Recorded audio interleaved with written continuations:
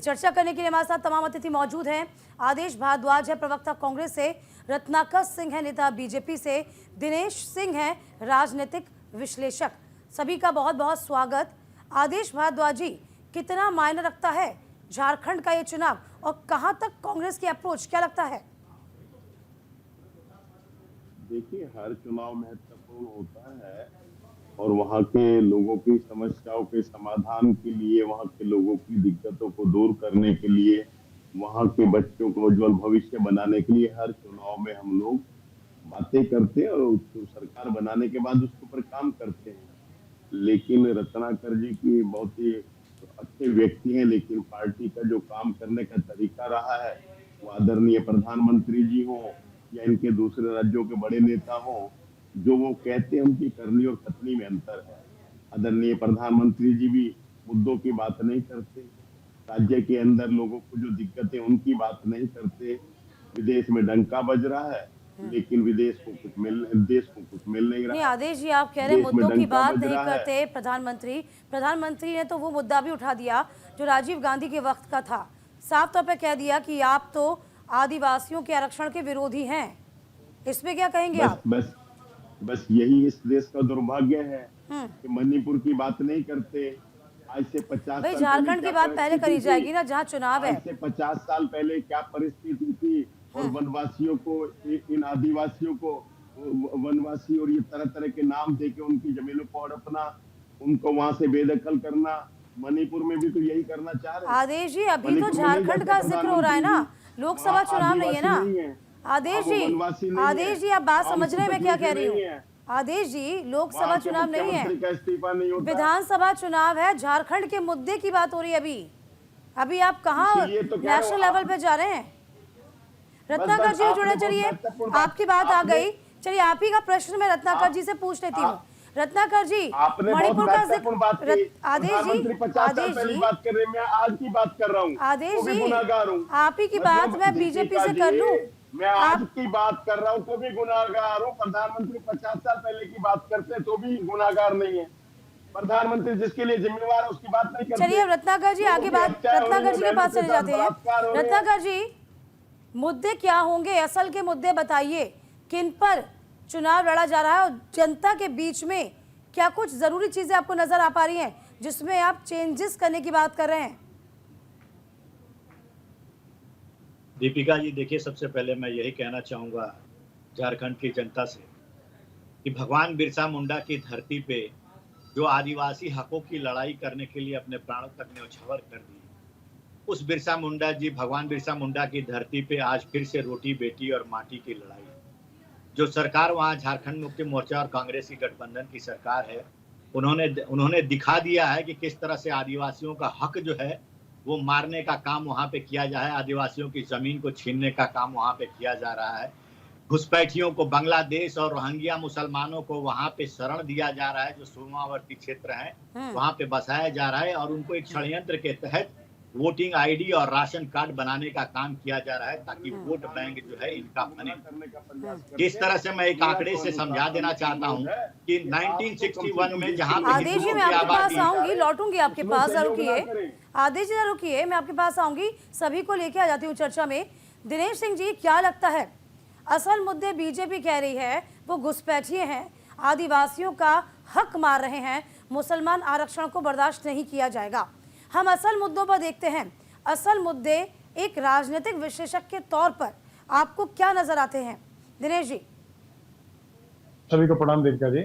देखिए, जैसे कि जो चुनाव, जैसे कि फर्स्ट फेज का जैसे कि झारखंड में हो गया, जिसमें 43 सीट पर आज चुनाव पर क्या बाई इलेक्शन होने जा रहे हैं, उसमें एक तरह से देखिए कि जैसे कि जो चुनावी मुद्दे जो है, तो एक तरह से जो जैसे कि इकोनॉमी को लेकर, इकोनॉमी यानी कि वहाँ के पूरा स्टेटस जो है, मतलब पूरा जैसे स्टेट है तो उसमें से एम्प्लॉयमेंट को लेकर के, और जैसे मूल जनजाति मतलब जैसे आदिवासी जो है 27% के आसपास है, और मुस्लिम जो है वो करीब 15% के आसपास थे। लेकिन जैसे पिछले कुछ समय से और कुछ विधानसभा बहुत ज्यादा एक तरह से ताकत जो है वो घुसपैठियों की बढ़ी है। उतना देखिए संभव नहीं था। जैसे कि अगर एक परिवार है तो उसके देखिए 2 बच्चे होंगे, 4 बच्चे होंगे, 3 बच्चे होंगे, लेकिन अगर उसमें अगर बहुत ज्यादा पैसे अगर होगी तो सोचने वाली बातचीत है। तो उसको लेकर के दूसरा धर्मांतरण है, उसको लेकर के बातचीत। दूसरा देखिए, जैसे कि इन सब चीजों के अलावा दीगर अगर बात करें तो उसमें दीपिका जी सबसे बढ़िया था कि भाजपा ने अपने तरीके से पूरा एकत्रित होकर के, और मेरे ख्याल लेकर 2 लोग उसे मतलब 2 लाख लोगों के आसपास लोग थे, और उनसे रायशुमारी करके जो है अपना मैनिफेस्टो जारी किया है। उसमें एक तरह से हर जैसे कि 5-6 संभाग जो है, उन सभी संभागों को बेहतर तरीके से उनको बढ़ावा देने का, और उनकी जैसे कि कलाकृति जो है उनको बढ़ावा देने का, और वहाँ के जैसे लोकल और वोकल जैसे बताया जाता है, तो उस तरीके से। और वहाँ पर जैसे कि जो उन्होंने जैसे कि जो खनिज पदार्थ और अन्य जो चीजें वहाँ पर नेचुरल रिसोर्सेस हैं, को लेके छोटी इकाइयां हैं उनको बढ़ाने का, बड़ी इकाइयां हैं जो बंद हो चुकी हैं उनको लेकर के, और इन्वेस्टमेंट को लेके विस्तृत जैसे अपनी जो 25 जैसे कि अपने वादे किए, उसके अगेंस्ट जैसे कि इंडिया गठबंधन ने 7 गारंटी की बातचीत की, तो उसमें कहीं ना कहीं विरोधाभास ये न रहा कि कहीं ना कहीं इंडिया गठबंधन का ऐसा लगता है कि जैसे भाजपा ने 25 वादे किए, उसी में से कुछ चीजें कॉपी करके ला करके रख दी, कुछ चीजें कहीं ना कहीं मतलब जो है वो पूरी तरीके जो है उसके मतलब जाहिर सी बात है, देखिए मुद्दों की राजनीति तो होती ही है। दिनेश जी, कहा यह जा रहा है कि 2 चरणों में ये चुनाव है। पहला चरण जो आज चल रहा है, पहला चरण ये सब कुछ डिसाइड कर देता है कि किसकी सरकार बनेगी। क्योंकि यदि हम 4 रिजल्ट को देखें तो ऐसा माना जा रहा है कि पहला ये फेज है वो सबसे ज़्यादा खास होता है, जिसने इसमें बाजी मार ली कहा जाता है सरकार उसकी ही बनेगी। क्या ऐसा इस बार भी है?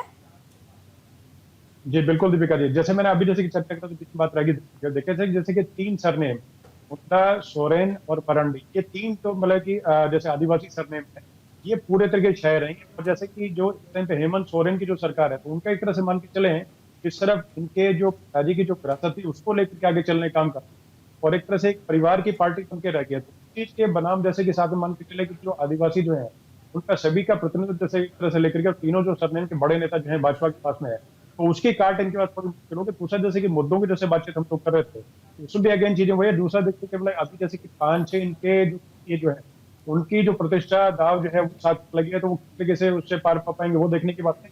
और दूसरा भ्रष्टाचार के जैसे इनके कि जैसे कि अपना जो दाग लगे हैं, तो उस आरोप से कैसे छुटकारा पाते हैं हेमंत सोरेन, वो भी देखने की बात है। और जैसे कि इनके परिवार से सीता सोरेन, वही मैं आपसे जानना चाही थी आदेश जी भी से वही पूछूंगी। आदेश जी, चुनौतियां इस बार ज्यादा होंगी क्योंकि किस तरीके से हेमंत सोरेन जेल गए, हालांकि बाहर आ गए, इसके बाद चंपा सोरेन को सीएम बनाया गया, उनको भी पद से हटा दिया गया। तो यहाँ पर जो एक मैसेज कन्वे हुआ झारखंड मुक्ति मोर्चा के लिए, जेएमएम के लिए, वो ये था कि आदिवासियों के विरोधी हैं आप, और ये अंदर खाने सुबोगाहट बहुत तेज हो गई और बीजेपी ने इसे कैश करने की पूरी कोशिश कर ली है। क्या लगता है, मेहनत तो डबल हो गई ना? दीपिका जी, भारतीय जनता पार्टी का लोकतंत्र में विश्वास नहीं है। वो चाहते नहीं कि कोई दूसरी पार्टी चुनाव लड़ सके। हर चुनाव के अंदर गैर बीजेपी लोगों के ऊपर धरपकड़, मुकदमे, कांग्रेस जैसी बड़ी राष्ट्रीय तो मौका भी तो आदेश जी वहीं की पार्टियां दे रही हैं, आपकी सहयोगी पार्टियां ही तो दे रही है ना मौका भी। भाई आप मौका दोगे तो मौका तो सामने वाली पार्टी ले ही लेगी। आप अपना ही कुनबा नहीं संभालोगे तो जाहिर सी बात है सब ताक लगा कर तो बैठेंगे ना। दीपिका जी, प्रधानमंत्री जी लोकतंत्र के प्रति अपनी जिम्मेवारी का ईमानदारी से निर्वाह नहीं कर रहे।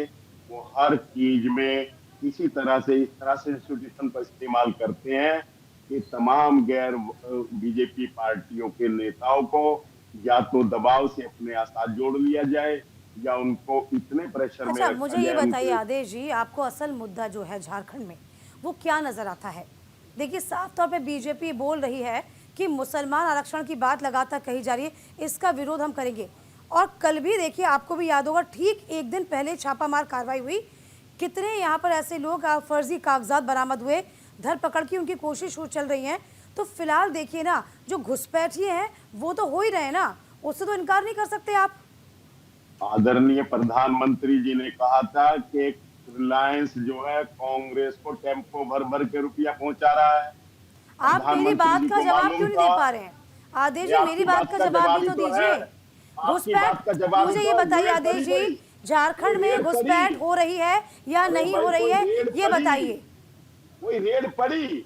हाँ, रिलायंस के यहाँ, या तो प्रधानमंत्री झूठ बोल रहे थे, माफी मांग ले, मानेंगे वो सब ठीक है। क्या झूठ बोल रहे थे? पेपर देखिए ना, क्या कौन किस बाबत झूठ बोल रहे थे? पत्रकारिता की, दीपिका जी, पत्रकारिता के धर्म को निभाओ।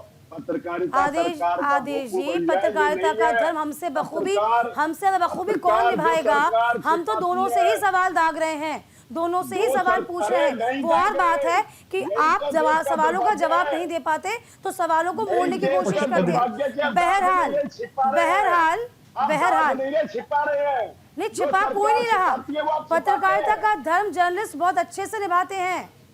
आदेश जी, तभी तो बहुत राहुल शुक्रिया गांधी जी ने आजाद हमारा किया धर्म पार्लियामेंट में। बताने के लिए हमें।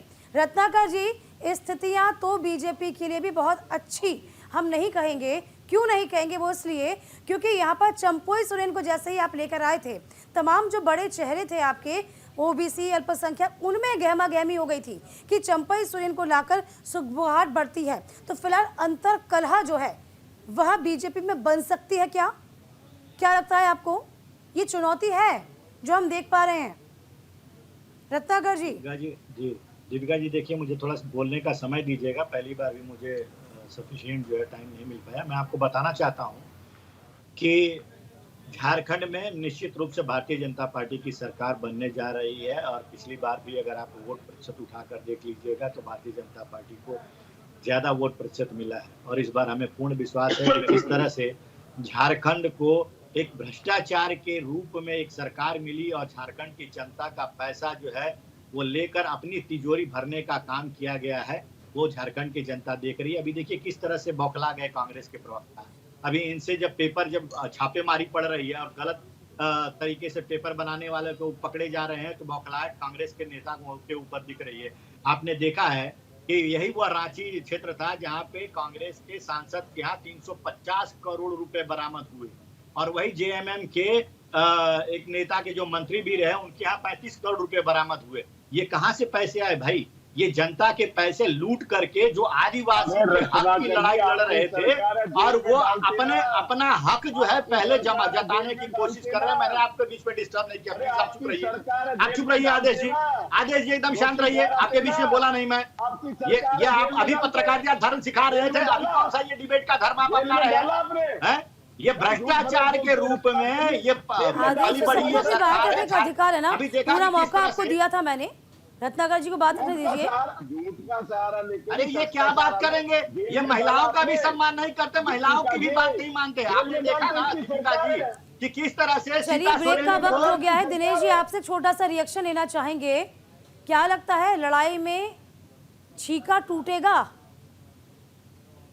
क्या माने? छीका टूटने को हाँ, मेरे दो प्रश्न है कांग्रेस से। कांग्रेस प्रवक्ता यहाँ बैठे हुए हैं तो मैं आपकी तरफ से दो प्रश्न करूंगा। नेशनल कॉन्फ्रेंस के साथ में देखिए, जम्मू कश्मीर अभी रिसेंटली चुनाव हुए, सरकार है, उसमें उनके मैनिफेस्टो में दो मांगे मतलब दो वादे करने का काम किया गया था, जिसमें एक तो ये था शुक्राचार्य पर्वत का नाम बदल करके और तख्त सुलेमान करना, और दूसरा धारा 370 को हटाना, आर्टिकल 370 को अबॉलिश करने का काम। तो ये बताएं कांग्रेस लोग बता दें कि साफ तरीके से भाई ऐसा है कि हम लोग एनसी के साथ में, ये लोग एनसी के साथ में है क्या नहीं है? बस छोटी सी बात है, क्या झारखंड की जनता इस बार बदलाव चाहेगी या नहीं चाहेगी, ये देखने वाली बात होगी।